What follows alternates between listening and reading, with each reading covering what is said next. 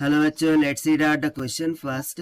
If a proton is projected in a direction perpendicular to a uniform magnetic field with velocity v, and an electron is projected opposite to the direction of the line of force, what will happen to proton and electron? So basically यहाँ पर देखिए क्या हो रखा है कि एक magnetic field है, ठीक है। सो उसके परपेंडिकुलर डायरेक्शन में प्रोटॉन को प्रोजेक्ट किया जा रहा है विद वेलोसिटी ऑफ v। अब वहीं पर इलेक्ट्रॉन को प्रोजेक्ट किया जाता है opposite to the direction of line of force, यानी कि वो उसको लाइन में छोड़ा जाता है, बट लाइन ऑफ फोर्स का अपोजिट डायरेक्शन में छोड़ा जाता है। सो हम बताना है प्रोटॉन और इलेक्ट्रॉन का मूवमेंट के बारे में। सो देख लेते हैं हम इसको सोल्यूशन से, but before of its let's talk about the key concept which we are going to use here for this question. So कहीं ना कहीं यहाँ पर मैग्नेटिक फील्ड की बात हुई है। तो जब कभी कोई पार्टिकल मैग्नेटिक फील्ड में मूवमेंट करता है, सो मैग्नेटिक फील्ड के द्वारा उस पर एक मैग्नेटिक फोर्स लग जाती है, जिसका मान हो जाता है F is equals to Q times of the velocity vector into magnetic field vector के बराबर, जिसको हम फर्दर क्या लिख सकते हैं, Q we B sine of theta, जहां पर theta velocity vector and magnetic field line vector, इन दोनों के बिटवीन में क्या होगा, एंगल होगा। सो ये होता है मैग्नेटिक फोर्स। सो इसी कॉन्सेप्ट का हम यहाँ पर यूज करेंगे। सो लेट्स सपोज कि जैसे कि यहाँ पर दो पार्टिकल्स के बारे में बात हुई है, राइट। एक तो हो गया अपना प्रोटॉन, ठीक है, और दूसरा हो गया इलेक्ट्रॉन। सो यदि मैं प्रोटॉन के लिए कैलकुलेशन करूं, सो इसके लिए फोर्स क्या हो जाएगा, F will be equals to q we B sine of, ना सी प्रोटॉन को परपेंडिकुलर छोड़ा जा रहा है, दैट मीन्स कि थीटा का मान हम यहाँ पर प्रोटॉन के लिए क्या दे रखा है, 90 डिग्री। यहाँ पर सब्स्टिट्यूट कर देंगे साइन ऑफ 90 डिग्री। साइन 90 कितना होता है, 1, यानी कि मैक्सिमम वैल्यू होती है उसकी।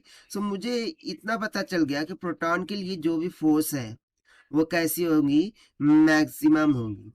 सो इस कारण से जो प्रोटॉन है वो कैसे मूवमेंट करने लगेगा मैग्नेटिक फील्ड में, इन सर्कुलर मोशन, ठीक है, इन अ सर्कल, सर्कल में वो इस तरीके से मूवमेंट करने लगेगा, लाइक सर्कुलर मोशन करने लगेगा मैग्नेटिक फील्ड में। ये तो हो गया प्रोटॉन के बारे में। Now what about the electron. So यदि मैं यहाँ पर बात कर लूँ इलेक्ट्रॉन के बारे में, राइट। सो इलेक्ट्रॉन को ना बेसिकली हम direction of line of force का अपोजिट डायरेक्शन में छोड़ रहे हैं, ठीक है। और उसके बाद इसको हम लाइन में कर रहे हैं। तो चलिए सबसे पहले तो मैं मैग्नेटिक फोर्स कैलकुलेट कर लेता हूँ। तो that will be equals to, जैसे कि ये अपोजिट डायरेक्शन में, तो यहाँ पर माइनस ई नहीं आएगा बल्कि डायरेक्टली ई आ जाएगा। चार्ज क्यू का मान यहाँ पर क्या हो जाएगा, ई। इसके पहले हम माइनस ई रखते थे, क्यों, क्योंकि अगर वो सेम डायरेक्शन में जा रहा था but opposite to the direction of line of force, that means यहाँ पर निगेटिव साइन हट जाएगा, ये हो जाएगा E times of V B. Now see here for electron, इसको कैसे छोड़ा जा रहा है, लाइन में छोड़ा जा रहा है।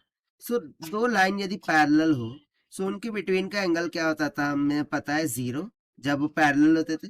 सो यहाँ पर जो इलेक्ट्रॉन है उसके लिए एंगल क्या होगा, zero, that means sign of zero, और साइन जीरो मिनिमम होता है जिसकी वैल्यू होती है जीरो, यानी कि इलेक्ट्रॉन के लिए मुझे मैग्नेटिक फोर्स का मान कितना निकल के आ गया, जीरो के बराबर।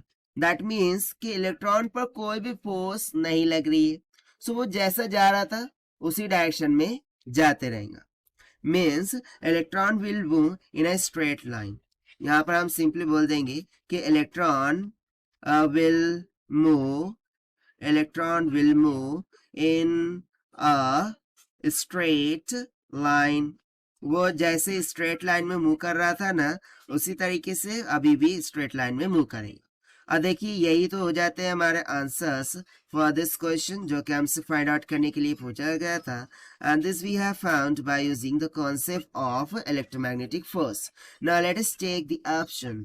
सो यहाँ से यदि मैं ऑप्शन चेक करूँ, so the proton will move in circle with a constant speed and there will be no effect on the motion of electron. That means option B will become correct. Okay, so this is the required solution. I hope you understood it well. Best of luck. Thank you.